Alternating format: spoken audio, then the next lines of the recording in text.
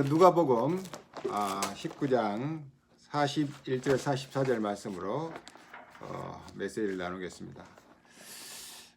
가까이 오사 성을 보시고 오시며 이르시되 너도 오늘 평화에 관한 일을 알았더라면 좋을 뻔하였거니와 지금 내 눈에 숨겨졌도다. 날이 이를지라 내 원수들이 토둔을 쌓고 너를 둘러 사면으로 가두고 또 너와 및 그 가운데 있는 내 자식들을 땅에 메어치며 돌 하나도 돌 위에 남기지 아니하리니 이는 내가 보살핌 받는 날을 알지 못함을 인함이라 하시니라. 아멘. 오늘은 부활주일입니다. 예수님의 부활의 권세가 전 세계 흑암 권세를 깨뜨리고 새로운 역사를 이뤄가기를 주의 이름으로 축원드립니다.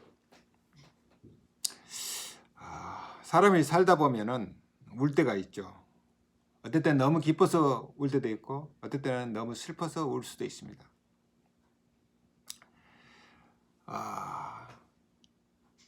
속상할 때 시컷 울고 나면은 속이 시원하게 되죠. 이걸 카타르시스 효과라고 합니다. 마음이 정화되는 정화장애역이죠. 전에 제가 용의 눈물이라는 드라마를 봤습니다. 태조 이성계가 이시조선을 열고 왕이 되었는데 울었다는 얘기입니다. 왜 울었을까요? 자신이 많은 사람을 죽이고 왕이 되었는데 이제 은퇴할 나이가 되니까 자식들이 서로 왕이 되려고 싸웁니다. 형제간끼리 피를 흘리고 죽이고 그 광경을 보고 왕이 울었다는 얘기입니다. 인생 말년에 허무함을 느꼈을 것 같습니다. 자, 제가 어린이 되고 철이 들으니까 세상 보는 눈이 달라졌습니다. 그래서 울 때도 마음으로 울지 눈물을 실제로 흘리고 울 때가 없습니다. 또 영화 열리니까 관점이 달라지고 우는 이유도 달라졌습니다. 예수님께서 이런 말을 했습니다. 사람이 천하를 얻고도 생명을 잃어버리면 무슨 소용이 있겠느냐. 맞습니다. 우리가 아무리 열심히 일하고 재주가 뛰어나서 돈을 많이 벌어도 죽어버리면 소용없습니다. 우리가 아무리 열심히 공부하고 좋은 대학에 들어갔다 할지라도 내가 정신 돌아 자살했다. 아무 소용이 없는 것입니다. 세상에서 가장 중요한 것은 생명입니다. 오늘 예수님께서 예루살렘 성을 바라보고 우셨다고 했습니다. 왜 우셨을까요? 사람들이 자기들의 옷을 길에 깔고 예수님 환호해서 감격해서 울었을까요? 아닙니다. 예수님은 다가올 예루살렘의 재앙을 보고 우셨던 것입니다.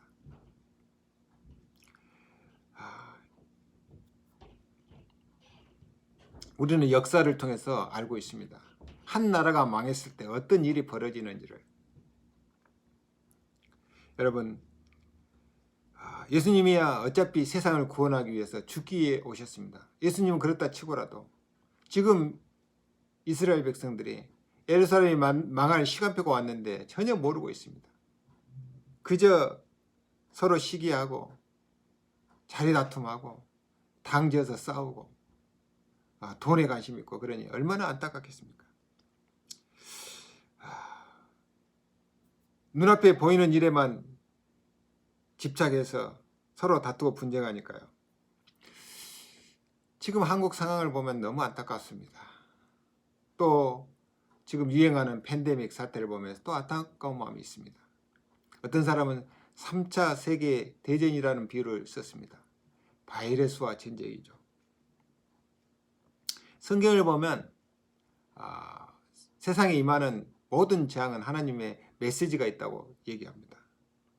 우리가 이대로 간다면 더 큰 재앙이 올 수도 있습니다. 그러나 우리가 하나님 말씀에 들어가서 복음을 회복하고 하나님의 뜻을 찾고 우리가 돌이킨다면 이 큰 위기가 큰 기회가 될 수 있습니다. 지금 예수께서 세상에 계신다면요. 지금 일어난 일들을 보고 어땠을까요? 아마 똑같이 우셨을 것 같습니다. 세상은 지금 세수가 되고 있습니다. 죄로 물들어가고 있습니다. 참 이상합니다. 사람의 교육 수준이 올라가고 경제적인 수준이 좋아지면 더 좋아져야 되는데 세상의 범죄는 더 늘어나고 더 진흥화되고 인간미는 없어지고 세상은 정신 문제가 급증하고 있습니다. 어찌된 일입니까? 또 돈만 있으면 모든 것이 다 가능하다고 하는 생각이 위험합니다. 사람들이 돈의 노예가 되고 있습니다. 제가 얼마 전에 모 방송국에서 다큐멘터리를 찍었는데요. 중국에 관한 얘기입니다. 요즘 중국의 젊은 여자들의 생각이 정말 위험한 수준입니다. 어떤 젊은 여자가 처녀성을 돈 많은 부자에게 팔았습니다. 그리고 기자하고 인터뷰하는데 너무 당당하게 얘기하는 것입니다. 나는 돈이 필요하고 저 사람은 성이 필요해서 비즈니스 했다는 겁니다. 부끄럽지 않다는 것입니다. 내가 그 인터뷰하는 내용을 보면서 충격을 받았습니다. 어디까지 가야 되는지 세상이. 또 성공을 위해서는 윤리 도덕이 무너진 지 오래입니다. 지금 사람들이요, 내게 필요한 건 돈이지 아무것도 필요 없다고 얘기합니다. 그리고 누구에게도 간섭받기 싫어하고 간섭하기도 싫어합니다.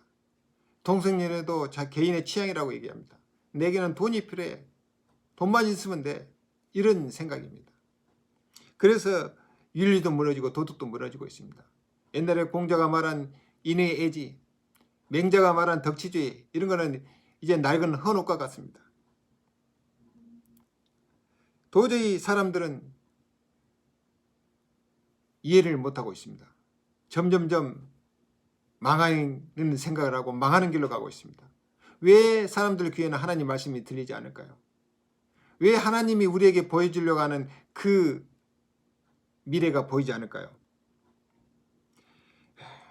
저는 아무리 봐도 사단이 존재한다고 확신합니다. 내가 배운 지식과 경험으로는 도저히 이해가 안 돼요. 그래서 사단이라는 존재가 있어야만 이해됩니다. 사단이 지금 우리를 속이고 있고 사단이 우리 눈을 가리고 있다고 얘기해야 이해가 되는 것입니다. 그래서 하나님 말씀이 귀에 안 들리는 것입니다. 그래서 하나님이 보이지 않는 것입니다. 그래서 하나님이 우리에게 허락하시는 이 하나님 나라가 보이지 않는 것입니다. 어떤 사람들은 하나님 나라가 이상인가 얘기합니다. 그러면 예수님이 이상주의를 심으면 이상주의를 위해서 십자가에 죽으셨단 말입니까? 맞습니다. 타락한 세상 사람들의 눈에는 하나님 나라가 보이지 않습니다. 분명히 예수님은 천국 복음을 전파하셨고 하나님 나라를 위해서 십자가에 죽으셨습니다. 오늘 첫 번째로 생각할 게 오늘 본문에 숨겨진 게, 눈에 숨겨진 게 있다고 했습니다. 너희 평화에 관한 일을 알았더라면 좋을 뻔하였거니와 지금 너희 눈에는 숨겨졌도다. 이것이 예수님이 우시는 이유입니다. 너도 평화에 관한 일을 알았더라면, 이 말은 지금 세상이 평화롭지 않다는 것입니다. 이 말은 예수님이 하시고자 하는 평화에 관한 일을 모르고 있다는 것입니다. 지금 네 눈에 숨겨졌도다.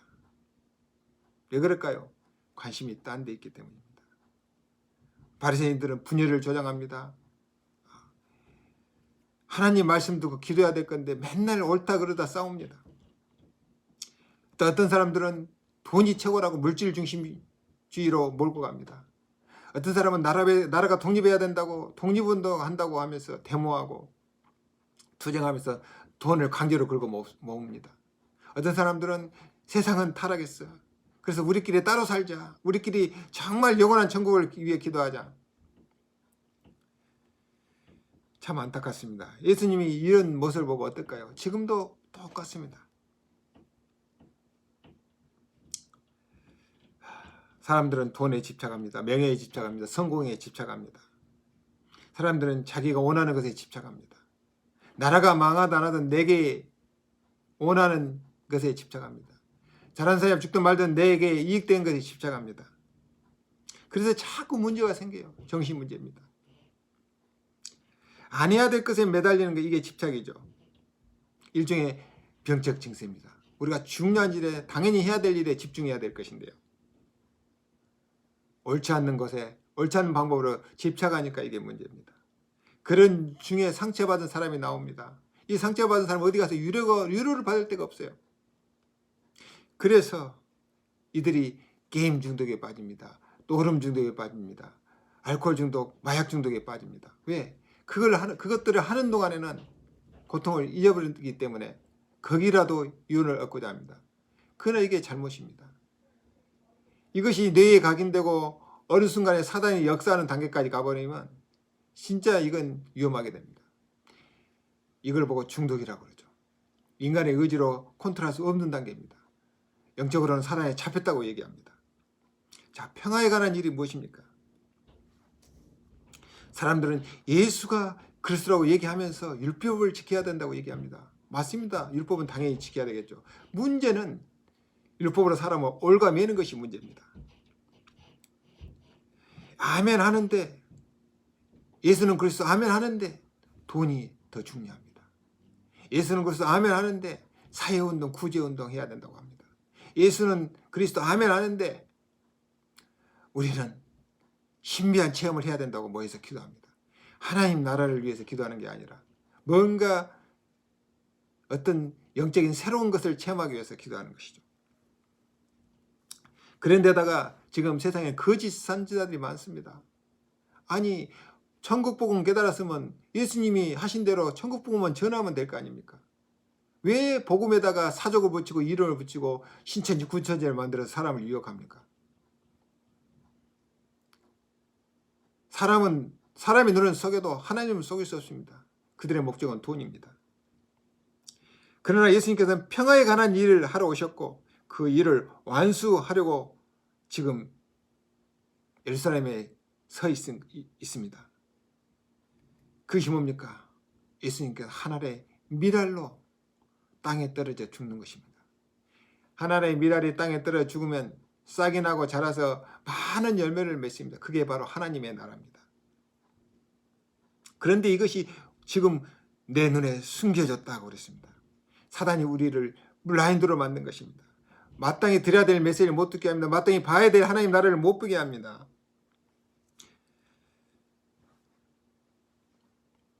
분명히 하나님께서는 우리 눈에 감춰진 것이 있다고 얘기합니다.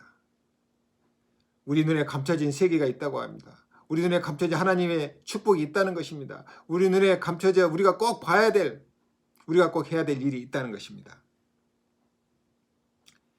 지금 눈에 보이지 않지만은 숨겨진 세상이 있다는 것입니다. 이 감춰진 것을 보는 것이 바로 응답입니다. 사도행전 1장 3절에 그가 많은 고난을 받으신 후에 또한 그들에게 확실히 많은 증거로 친히 살아계심을 나타내사 40일 동안 그들에게 보이시며 하나님 나라 일을 말씀하시니라. 오늘 본문에 말한 평화에 관한 일, 그리고 지금 읽은 하나님 나라에 관한 일 똑같습니다. 요한복음 12장 23절 24절 보니까 예수께 대답해 이르시되 인자가 영광을 얻을 때가 왔도다. 내가 진실로 너에게 이르니 하늘의 밀이 땅에 떨어져 죽지 아니하면 하늘 그대로 있고 죽으면 많은 열매를 맺으리라. 예수님은 그리스도 오셔서 하늘의 밀알로 떨어져 죽어야 합니다. 그래서 그 밀알을 땅에 떨어져서 열매를 맺게 되는 것입니다. 그리고 예수 그리스도의 십자가의 죽음, 그리고 그 사망 권세를 깨고 부활하시는 것, 그리고 이것을 깨달은 제자를 통해서 전파되는 천국 복음과 하나님의 나라, 이것이 바로 평화에 관한 일입니다. 그리스도가 이 땅에 하나님 나라를 이루기에 십자가에 죽어야 하나님 나라가 시작되는 것입니다. 그 예수께서 하늘의 미랄로 죽으시고 우리에게 메시지를 하고 계십니다. 너희가 지금 이 시대에 하늘의 미랄이라고 하는 것입니다. 우리가 반드시 알아야 될 세 가지 사건이 있습니다. 첫 번째는 갈보리 산에서 일어난 일입니다. 예수님이 그리스도로 오셔서 그리스도의 일을 하신 것이죠. 즉 인류 구원을 위해서 죄와 저주를 없애기 위해서 사단 권세, 지옥 권세를 깨뜨리기 위해서 십자가에 죽으셨습니다. 이 일은 오직 그리스도만이 하실 수 있는 일입니다. 하나님께 보내신 그리스도만이 하실 수 있는 일입니다. 예수가 바로 그 그리스도입니다. 이 그리스도를 우리 마음에 영접하고 믿을 때 하나님 나라가 내 마음에서 시작되는 것입니다. 감람산에 일어난 사건이 뭘까요? 이 부활하신 그리스도께서 40일 동안 제자들에게 나타나서 하나님 나라를 설명했습니다. 왜 그랬을까요? 감춰져 있기 때문에 영안을 열어주기 위해서 설명했습니다. 오늘 이 자리에 주님께서 오셔서 말씀하시고 있는 줄 믿습니다. 우리의 영안을 열어주기 위해서, 우리가 보지 못하고 있는 감춰진 세계를 보게 하기 위해서, 우리가 받아야 될 감춰진 축복을 보게 하기 위해서 말씀하시고 계신 줄 믿으시기 바랍니다. 마가 다락방에서 일어난 사건이 뭡니까? 드디어 제자들이 예수님이 설명을 듣고 영안이 열렸습니다. 왜 예수님께서 나귀를 데리고 오라고 했는지, 왜 예수님께서 십자가에서 죽으셨는지, 왜 예수께서 부활하셨는지 그 이유를 알게 됐습니다. 그래서 마가 다락방에 모인 겁니다. 10여일 동안 전혀 기도에 힘쓴 것입니다. 24의 기도입니다. 그래서 성령 충만 받았습니다. 25시입니다. 곧 하나님께서 성령을 역사하시는 시간표입니다. 이 성령 충만 받은 제자들이 흩어져서 천국 복음을 전파했습니다. 하나님 나라가 증거되기 시작한 것입니다.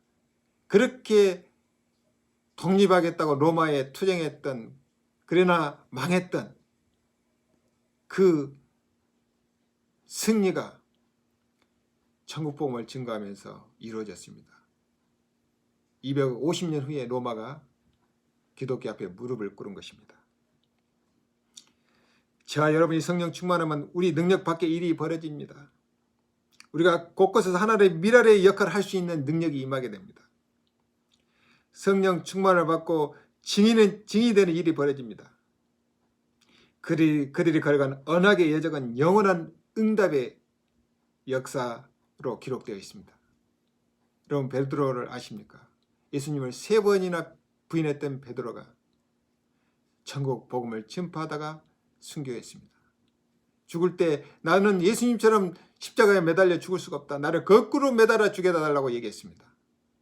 여러분, 도마가 누굽니까? 예수님의 부활의 사건을 안 믿었습니다. 내가 그 옆구리에 손가락을 넣어보기 전에는 믿지 않겠다고 했습니다. 그러나 부활하신 주님을 만나고 그는 그리스도와 하나님 나라의 증인이 되었습니다. 저 멀리 1500리, 2000리 길이 인도까지 가서 복음을 전하다 순교했습니다. 그곳에 도마가 복음을 증거했다는 증거들이 나와 있습니다.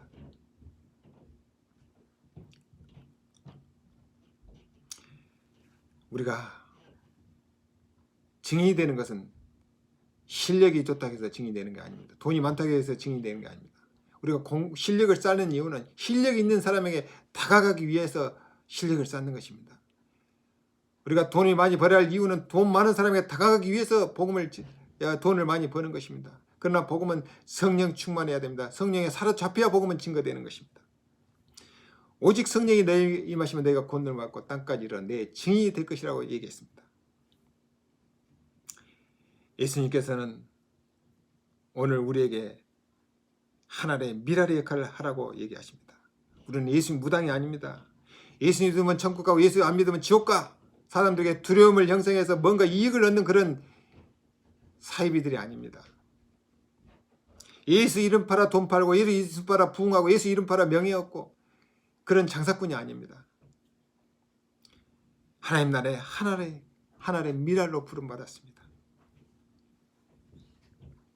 예수께서 이미 죽었으니 우리는 더 이상 죽을 필요는 없습니다. 그러나 내가 있는 현장에서 하나의 미랄의 역할을 감당하라는 것입니다. 내가 받은 축복과 내가 가지고 있는 달란트로 하나님 나라를 위해서 하나의 미랄의 역할을 하라고 하는 것입니다.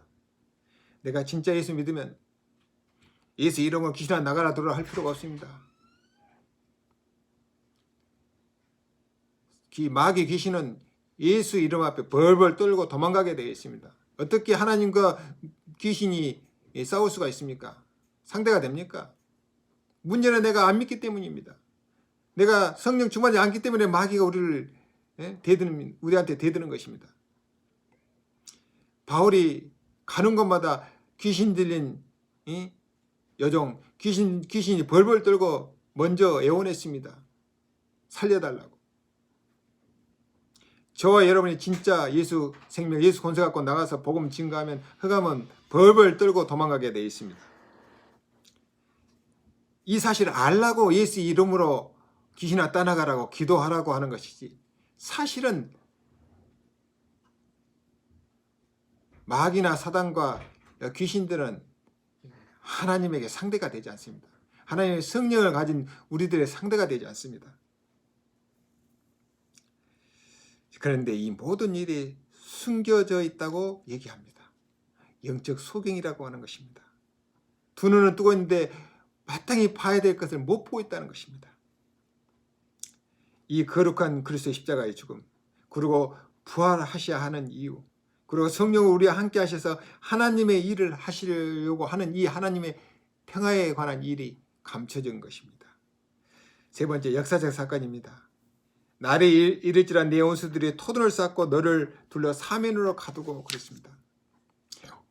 원수가 누굽니까? 로마입니다. 로마가 군대를 보내서 예루살렘을 포위하고 토성을 쌓고 멸망시킬 것이라고 하는 것입니다.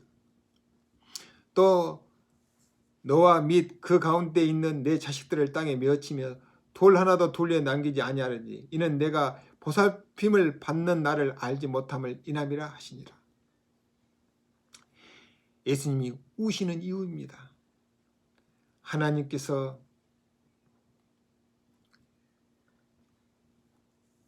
뭐라고 그랬습니까? 내가 보살핌을 받는 나를 알지 못한다. 이건 뭔 말입니까? 지금 예수님 십자가에 죽으시고 제자들이 성령 충만 받기까지는 공백이 있습니다. 이 공백 동안에는 하나님의 보호를 받지 못합니다. 예수님 살아계실 때 예수님이 보호하시고 성령이 오시면 성령께서 보호하시는데 그 공백에는 보살핌을 받지 못해서 핍박이 일어날 거라고 하는 얘기입니다. 예루살렘 망할 때 역사적 사건을 보면 비참합니다. 성경에는 나와 있지만 너무너무 참담합니다. 아니, 성경에 과거에 유다가 바벨론을 망할 때를 보면 이해가 됩니다. 에레미야 39장 1절에서 18절을 보니까 500년 전에 바벨론 느부갓네살 왕이 군대를 몰고 와서 예루살렘에 포위했습니다.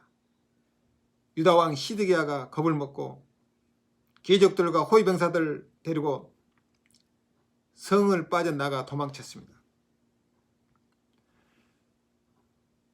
왕만이 다니는 출입하는 비밀 통로가 있습니다. 그 길로 빠져서 아라바 쪽으로 도망갔습니다. 그런데 바벨론 군사가 뒤쫓아서 여리고 평지에서 그들을 생포해서 느부갓네살 왕 앞에 무릎을 꿇혔습니다. 그때 어떤 일이 벌어졌습니까? 느부갓네살 왕이 시드기야 왕이 보는 데서 자식들을 다 죽였습니다. 귀족들을 다 죽였습니다. 대학살이 일어난 것입니다. 그리고 시드기야 왕 두 눈을 뺐습니다. 백성들이 보는 앞에서. 그리고 청동 쇠사슬에 두 팔과 두 발에 착고를 채우고 말에 묶어서 지지를 끌고 바벨론까지 끌고 갔습니다. 그리고 예루살렘 성과 성전과 민가들을 전부 불태웠습니다. 쓸모있는 장전들은 다 포로로 데려갔습니다. 그리고 노인들과 어린아이들 이 사람만 남겨놨습니다. 얼마나 비참합니까? 예수님은 아마도 그 사건을 기억하시고 우셨는지도 모릅니다. 나라가 망할 시간표가 왔는데 사람들은 작은 이익 때문에 싸웁니다. 교리 논쟁합니다. 자리싸움합니다. 돈에 눈이 멀어 있습니다. 예수님이 우실 수밖에 없습니다. 결론입니다. 오늘 예수님의 눈물의 의미, 예수님은 슬퍼서만 우셨을까요? 아닙니다. 예수님의 눈물은 새로운 시작을 알리는 부활의 능력을 예고한 눈물이었습니다. 전에 6.25 동란 때 그 흥남철수에 관한 다큐멘터리 영상을 봤습니다. 제가 그걸 보고 울었습니다. 그때 울었던 사람들, 그 눈물을 기억했던 사람들이 오늘날 대한민국을 만들었습니다. 여러분, 위대한 아메리카가 어떻게 건설됐습니까? 영국 여왕 피의 메리 여왕의 핍박을 피해서 청교도들이 대상을 건너 아메리카 왔습니다. 건너오면서 절반은 다 죽었습니다. 그들의 눈물과 그들의 땀과 그들의 수고로 교회를 짓고 교회 학교를 지어서 후대를 교육하고 그래서 오늘날 위대한 아메리카가 탄생했습니다. 눈물은 미래를 향한 새로운 동력이 담겨 있습니다. 그의 눈물의 의미는 내가 죽은 것처럼 너희도 죽으라는 것입니다. 내가 부활한 것처럼 너희도 부활의 능력으로 다시 일어서라는 것입니다. 내가 부활했으니 부활의 능력으로 다시 시작하라는 것입니다. 질병도 이기고 환경도 이기고 다시 도전하라는 것입니다. 내가 구원을 완성했으니까 이제 너희도 일어나서 하나님의 미라리 역할을 하라는 것입니다. 거기에 새로운 미래 하나님 나라가 있습니다. 너희는 오늘날 가만히 서서 여호와께서 행하시는 구원을 보라. 맞습니다. 구원하는데 우리가 할 것이 아무것도 없습니다. 그냥 믿으면 됩니다. 구원받은 하나님 자녀는 염려할 거 없습니다. 천국 가는 날까지 하나님께서 책임지십니다. 그러나 우리가 해야 될 게 하나 있습니다. 바로 이 땅에 하나님의 나라가 이루어지도록 내가 하나님의 미라리 역할을 하는 것입니다. 하나님이 내게 주신 축복과 달란트를 통해서 하나님의 미라리 역할을 하는 것입니다. 요한복음 20장 19절 23절에 예수님께서 안식 후 첫날 부활하셔서 제자들 앞에 나타났습니다. 예수께서도 이르시되 너희에게 평강이 있을지어다. 아버지께서 나를 보내신 것 같이 나도 너희를 보내노라. 이 말씀을 하시고 그들을 향하여 숨을 내쉬며 이르시되 성령을 받으라. 너희가 누구의 죄든지 사하면 사해질 것이요 누구의 죄든지 그대로 하면 그대로 있으리라 하시니라. 예수님이 죽고 나서 박해가 시작됐습니다. 두려운 제자들은 문을 걸어 잠그고 모였습니다. 그 현장에 예수님께서 나타나셨습니다. 부활하신 주님이 천국에 딱 맞는 영체로 부활하신 그 주님이 문도 열지 않고 나타나십니다. 제자들이 얼마나 놀랐고 얼마나 반가웠겠습니까? 거기서 예수님께서 말씀하십니다. 내가 너희를 전도자로 세상에 보내노라. 예수님께서 파송식을 한 것입니다. 그리고 성령을 받아라. 즉 말해서 너희가 나가서 복음을 전하면 성령께서 강권적으로 역사하실 거라고 하는 약속입니다. 그리고 제사함의 천국 복음을 전파해라. 그래야 하나님 나라가 이 땅에 이루어진다는 것입니다. 이것이 결론입니다. 이 어려운 시기에 부활주의를 맞았습니다. 예수님의 눈물은 우리에게 부활의 능력으로 평화의 일에 주목하라는 것입니다. 예수님의 메시지는 지금 감춰졌지만 곧 보게 될 평화의 일, 곧 하나님 나라의 일을 하라는 것입니다. 오늘 주님의 메시지 듣고 여러분들이 기도하시기 바랍니다. 하나님이 내게 주신 것으로 하나님의 미라의 역할을 할 수 있도록 지금 성령의 충만함을 주시옵소서. 기도하겠습니다. 하나님 감사합니다. 오늘 부활하신 주님의 메시지를 가슴 안고 기도합니다. 성령 충만함을 주시옵소서. 모든 불신앙이 무너지게 하시고 우리 연약함이 회복되게 하시고 믿음이 회복되게 하시고 우리 안에 하나님 나라가 마음껏 누려지게 하시며 그 하나님 나라의 증인으로서 하나님의 미라의 역할을 할 수 있도록 하나님 저희들을 이끌어 주옵소서. 예수님의 이름으로 기도합니다. 아멘.